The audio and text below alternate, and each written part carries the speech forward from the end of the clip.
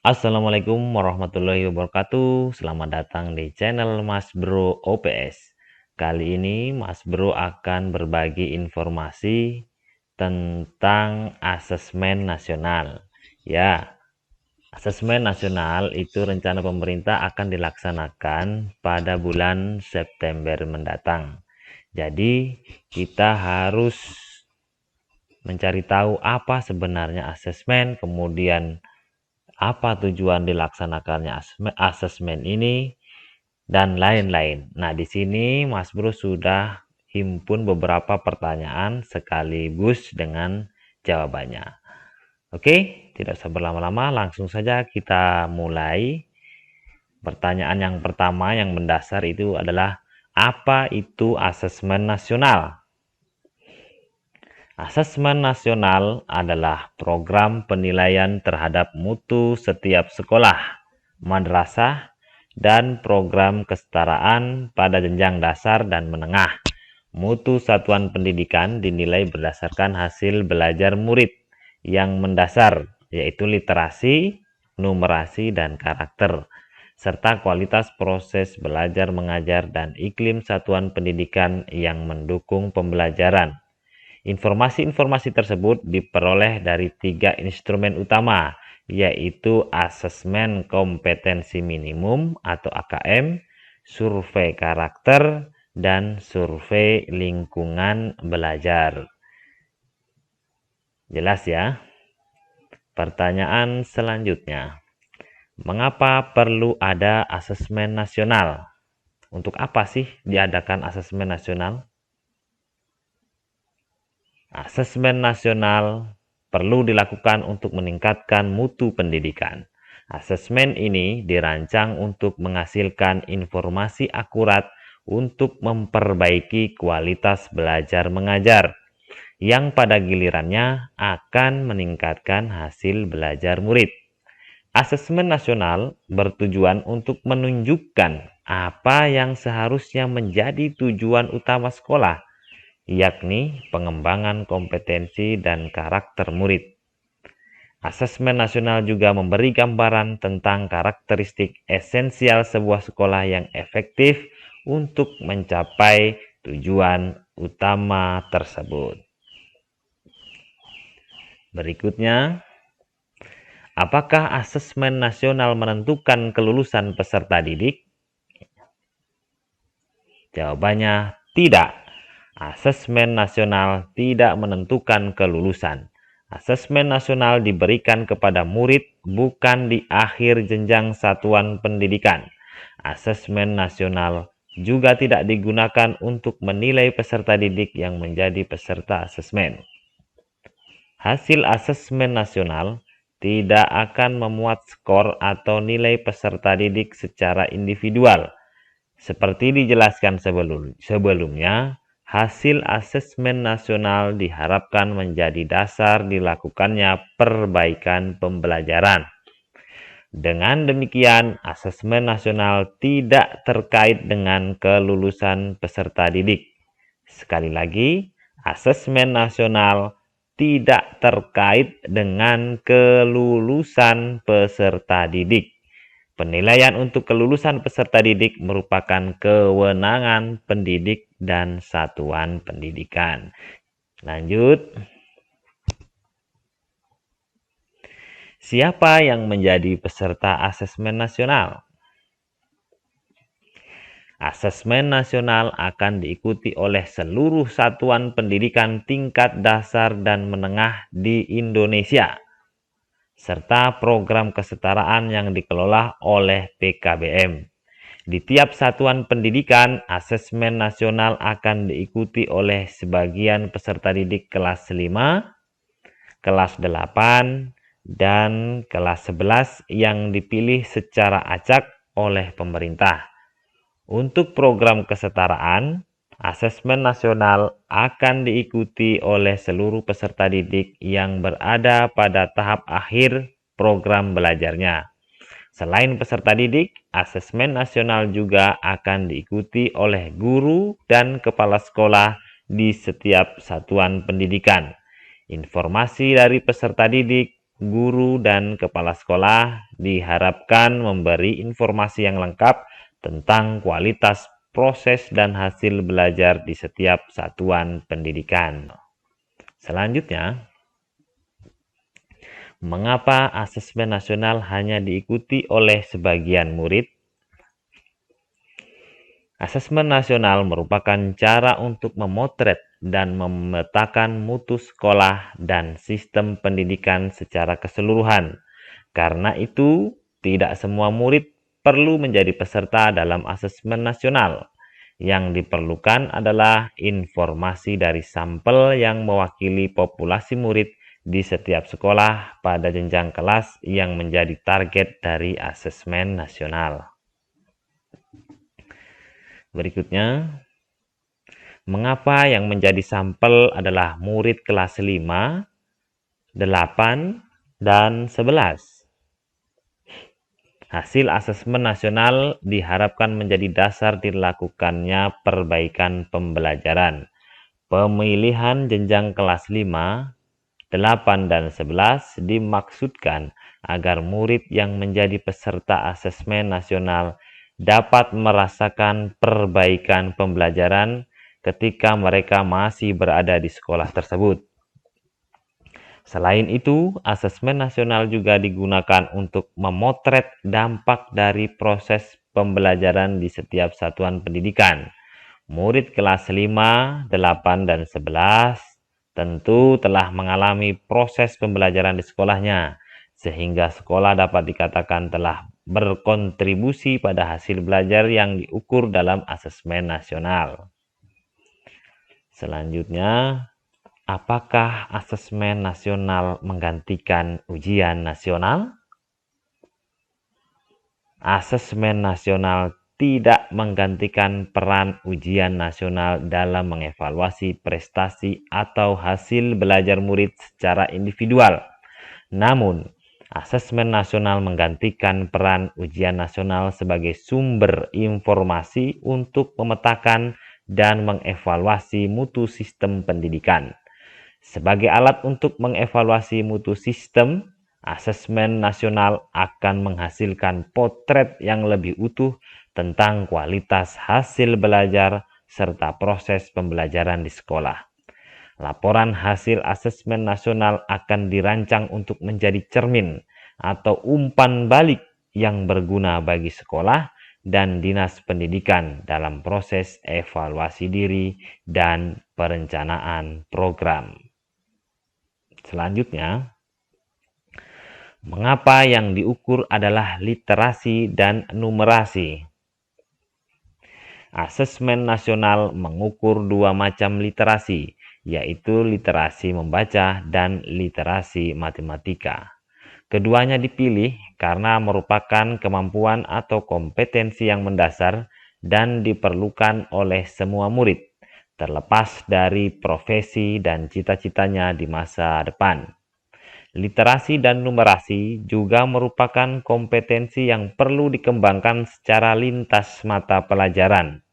Kemampuan membaca yang diukur melalui AKM, literasi sebaiknya dikembangkan tidak hanya melalui pelajaran bahasa Indonesia, tetapi juga pelajaran agama, IPA, IPS, dan pelajaran lainnya. Kemampuan berpikir logis sistematis yang diukur melalui AKM numerasi juga sebaiknya dikembangkan melalui berbagai pelajaran. Dengan mengukur literasi dan numerasi, asesmen nasional mendorong guru semua mata pelajaran untuk berfokus pada pengembangan kompetensi membaca dan berpikir logis sistematis. Selanjutnya, mengapa asesmen nasional juga mengukur karakter murid?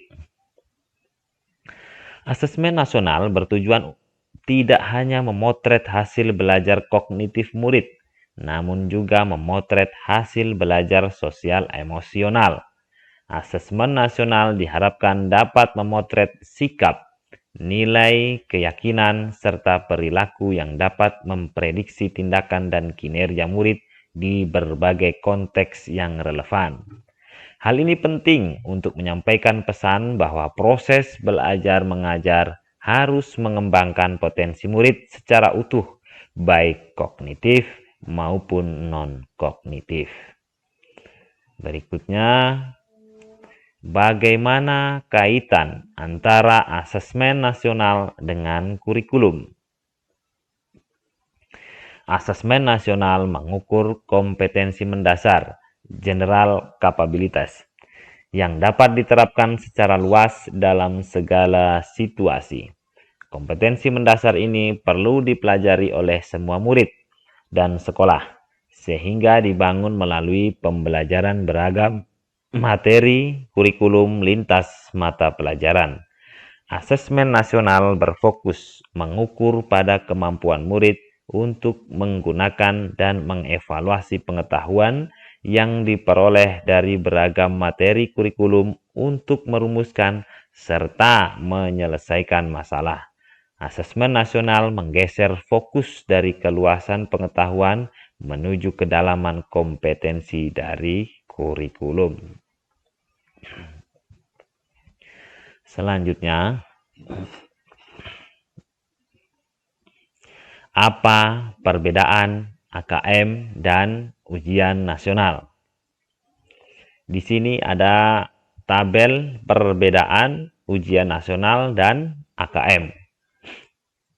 Ditinjau dari jenjang penilaian, ujian nasional itu dilaksanakan pada tingkat SMP, SMA, atau SMK.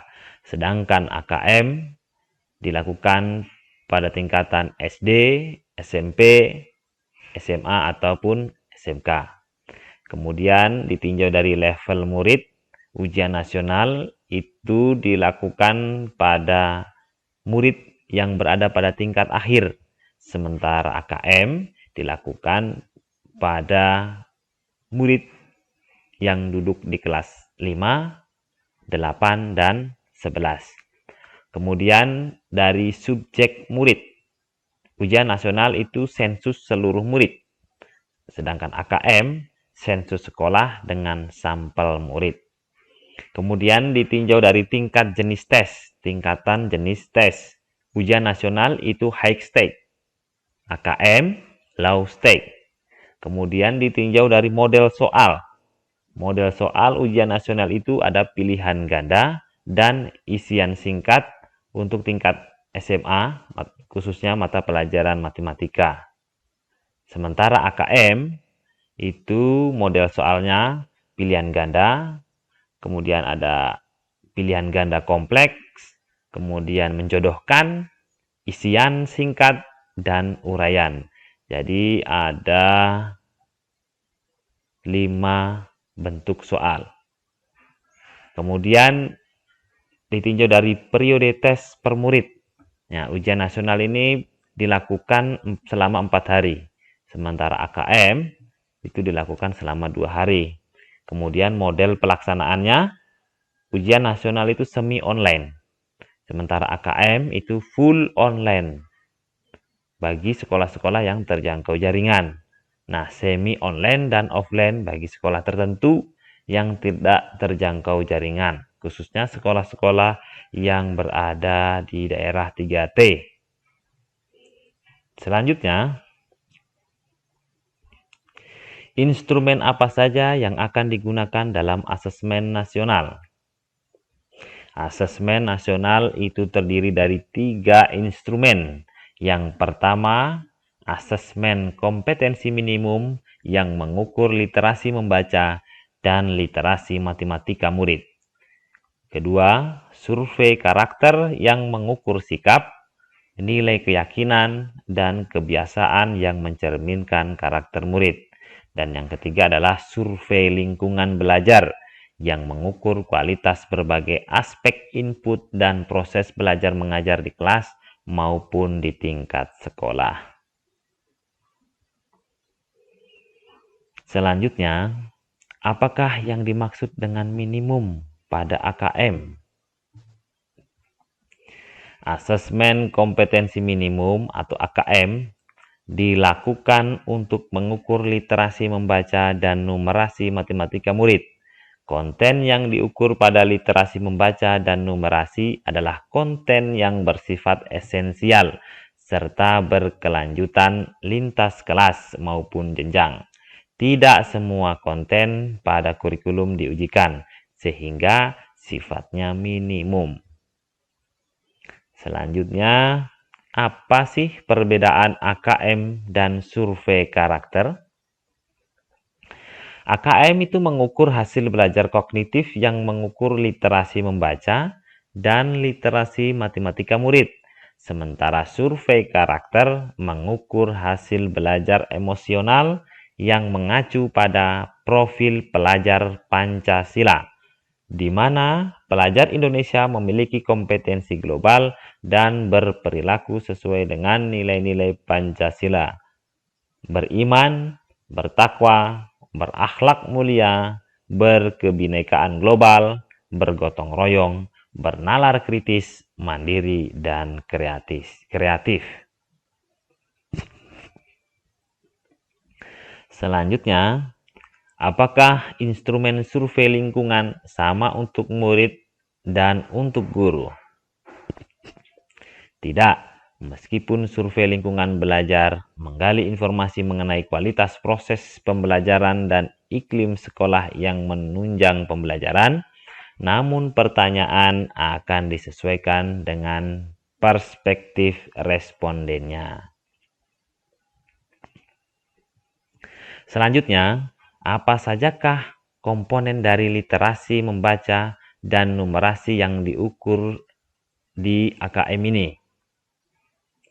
Asesmen literasi membaca dan numerasi pada AKM dapat ditinjau dari 3 komponen aspek, yaitu konten, proses kognitif, serta konteks. Berikut bagan penjelasan tentang rincian komponen AKM, literasi membaca, serta numerasi. Nah, ini merupakan bagan literasi membaca dan numerasi. Dari segi konten, literasi membaca itu teks, informasi, dan sastra. Sementara numerasi, aljabar, bilangan, geometri, pengukuran, data, dan ketidakpastian. Kemudian dari proses kognitif, itu literasi itu menemukan interpretasi dan integrasi, evaluasi dan refleksi informasi. Sementara numerasi itu pemahaman, penerapan, dan penalaran. Serta dalam segi konteks, untuk literasi membaca dan numerasi itu sama, yaitu sama-sama personal, sosial budaya, dan saintifik. Oke, pertanyaan yang berikutnya. Bagaimana bentuk soal asesmen nasional itu? Ya, bentuk soal asesmen nasional itu ada 5. Yang pertama, pilihan ganda. Yang kedua, pilihan ganda kompleks. Murid dapat memilih lebih dari satu jawaban benar dalam satu soal. Ketiga, menjodohkan. Murid menjawab dengan cara menarik garis dari satu titik ke titik lainnya yang merupakan pasangan pertanyaan dengan jawabannya. Keempat, itu isian singkat. Murid dapat menjawab berupa bilangan, kata untuk menyebut nama benda, tempat, ataupun jawaban pasti lainnya. Kemudian yang kelima itu adalah uraian. Murid menjawab soal berupa kalimat-kalimat untuk menjelaskan jawabannya. Jadi ada 5 bentuk soal dalam asesmen nasional. Berikutnya, apakah soal AKM untuk peminatan IPA, IPS, bahasa, dan agama berbeda? Apakah seperti soal ujian nasional pembagian porsinya? Nah, ini pertanyaan ini ditujukan untuk sekolah-sekolah tingkat SMA. Nah, tingkat SMA ini kan ada kelas peminatan. Jawabannya tidak ada. AKM mengukur kompetensi mendasar yang perlu dipelajari semua murid tanpa membedakan peminatannya. Oleh karena itu, seluruh murid akan mendapatkan soal yang mengukur kompetensi yang sama. Keunikan konteks beragam materi kurikulum lintas mata pelajaran dan peminatan tercermin dalam ragam stimulus soal-soal AKM. Jadi tidak ada perbedaan ya, mau itu dari jurusan IPA, IPS, bahasa, semuanya sama. Adakah semacam kisi-kisi untuk mengikuti asesmen nasional? Kapan dan di mana kami dapat memperolehnya? Ya, tidak ada kisi-kisi dalam asesmen nasional. AKM disusun berdasarkan indikator-indikator kompetensi yang membentuk lintasan kompetensi hasil belajar yang bersifat kontinum. Pusmenjar menyediakan contoh soal AKM untuk setiap indikator kompetensi pada laman https://pusmenjar.kemdikbud.go.id. Nanti linknya akan Mas Bro cantumkan dalam kolom deskripsi ya teman-teman. Kita lanjutkan. Pertanyaan selanjutnya, apakah pemerintah sudah menyediakan sarana dan prasarana untuk mendukung terselenggaranya AKM? Sarana prasarana dapat disiapkan oleh sekolah, salah satunya melalui bantuan pemerintah. Cara lainnya adalah menumpang di sekolah terdekat atau meminjam komputer dari orang tua, instansi lain, atau pihak lainnya. Jadi, kalau sekolah belum mempunyai sarana dan prasarana, tetap harus mengikuti asesmen nasional dengan cara menumpang di sekolah terdekat atau meminjam komputer dari orang tua atau instansi lain. Jadi, tidak ada alasan untuk tidak mengikuti asesmen nasional. Selanjutnya, siapa saja yang harus mengikuti asesmen nasional? Peserta asesmen nasional adalah seluruh satuan pendidikan, terdiri atas kepala sekolah, seluruh guru, dan murid yang dipilih dengan stratifikasi sosial ekonomi oleh Kemdikbud. Jenjang SD atau MI kelas 5 itu maksimal 30 murid. Jenjang SMP, SMA, dan SMK kelas 8 dan 11 itu maksimal 45 murid setiap satuan pendidikan. Jadi, bagi sekolah misalkan jenjang SD, dalam satu kelas tidak mencukupi dari 30, maka sudah dipastikan semua kelas itu akan menjadi peserta asesmen. Sama seperti jenjang SD, jenjang SMP dan SMA pun sama. Apabila dalam suatu kelas, misalnya di SMP itu kelas 8, hanya 30 siswa, maka sudah dipastikan semua siswa akan menjadi peserta asesmen nasional. Selanjutnya, bagaimana penentuan murid yang mengikuti asesmen nasional? Murid akan dipilih secara acak oleh Kemdikbud dengan mempertimbangkan faktor sosial ekonomi. Setiap pendidikan tidak diperkenankan mengganti sampel murid karena dapat mempengaruhi hasil dan tindak lanjut perbaikan pembelajaran. Selanjutnya, berapa persen batas minimal banyaknya guru yang mengikuti asesmen nasional?